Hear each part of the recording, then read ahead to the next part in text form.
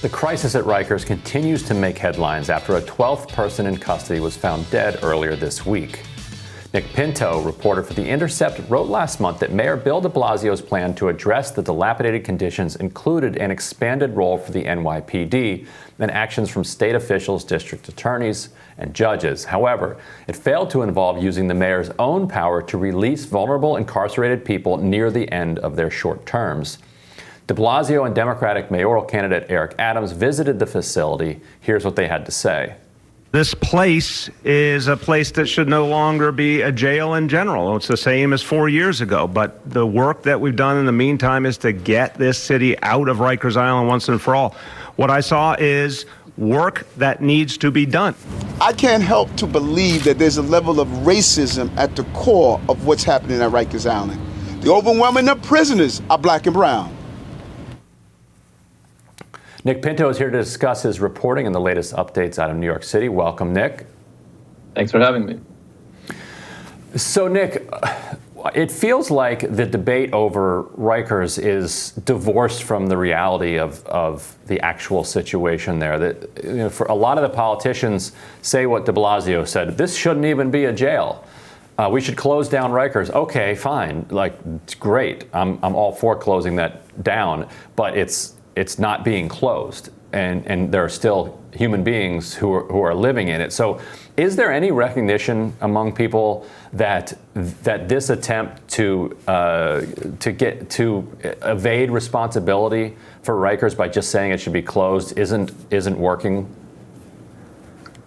Yeah, I think there is a certain amount of recognition that isn't working. Whether that translates into the ability to compel the mayor or anybody else to change conditions there is less clear. Can you talk about some of the impediments to changing the situation, to shutting it down, to releasing people? What is the force or forces that are preventing that from happening? Is it just sheer inertia? I think inertia is certainly part of it. Rikers is a jail complex on an island, completely out of sight, where we've been putting sort of the human manifestations of our social failures for a long time out of sight where nobody can see them. And so I think there is some inertia attached to that. There's also the fact that there are significant power constituencies in the city that don't really want to see Rikers closed. The mayor's police commissioner has been giving interviews throughout this crisis where he's been essentially saying that Rikers should not be closed, that he's skeptical of that plan.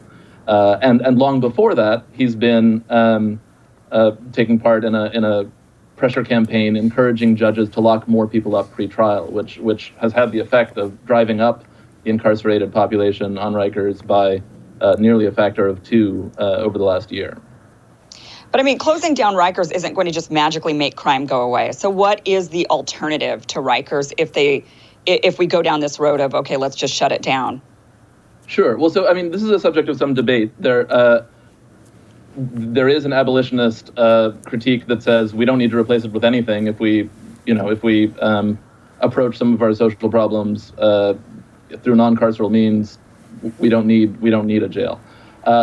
There's also a more institutional plan that is in effect and has been for years that says that the way to address this problem is to close Rikers and to replace it with smaller, more modern, more locally based, borough-based jails throughout the city. So, but short of that, what could be done kind of in the immediate terms? You talked a little bit about releasing people who are either nearing the end of their short terms there, or are in pretrial detention, or are supposed to be transferred somewhere else in the state, but just because of the bureaucracy, that doesn't happen. But and what else could be done to make the conditions less barbaric? A bunch of things. So I think decarceration is by many accounts, including those of the medical staff working on Rikers, is the only immediate action that can take place that will protect people from the dangers of Rikers. But in a longer term sense, the guards union will tell you that they need to hire more guards. The federal monitor who oversees Rikers says that management of the jail has been terrible and needs to be improved. I think those are sort of the long-term goals. That management of the jail has by all accounts been terrible and needs to be improved. That's my understanding too. Can you flesh that out a little bit? And why is it that management has been so terrible for so very long there? I think in large part it is a function of the fact that as I said, Rikers is a place that is sort of out of sight and out of mind, and so the constituencies. There is not a powerful political constituency that demands humane conditions on Rikers. That's not something that the politicians feel particularly accountable to, especially not compared to the constituency that desires sort of law and order and a firm hand. Do you have any knowledge about how Rikers has handled the pandemic? Is life even more oppressively miserable for the prisoners there, in the era of COVID?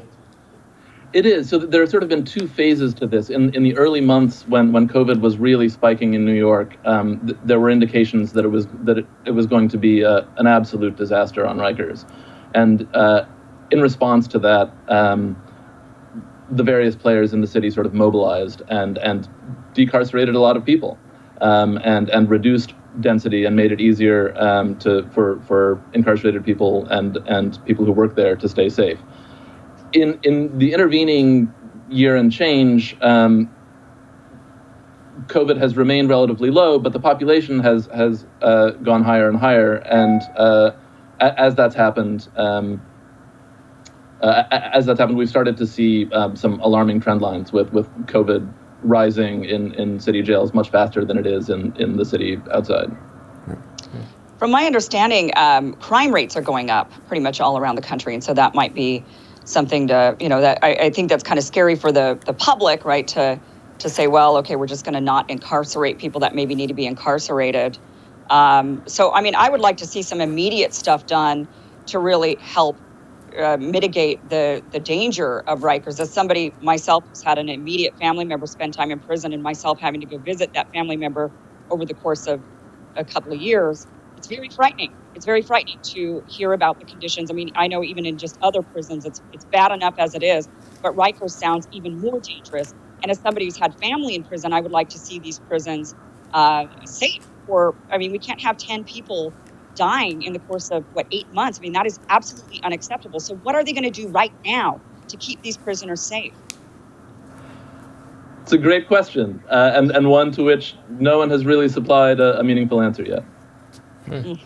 So what kind of charges, just for people who don't follow this very closely, what kind of charges are people in Rikers facing in general? Yeah, so first of all, it's worth reminding everybody that this is a jail, not a prison, which means that most of the people are there pre-trial. They haven't been convicted of anything, right? They're waiting to fight their charges, and most of them are there, because they are unable to afford to pay their bail, and so they're there effectively because they're poor. If they were facing the same charges and they were rich, they wouldn't be there.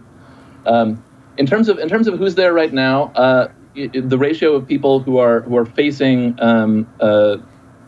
charges involving violent crimes, I think, has gone up recently. Crime in New York City went down last year, as it did mostly around the country. But certain kinds of violent crime, including gun possession and gun-related charges, have gone up. All right. Well, Nick, thank you so much for joining us. Really appreciate it. Happy to be here. And we will have more Rising right after this.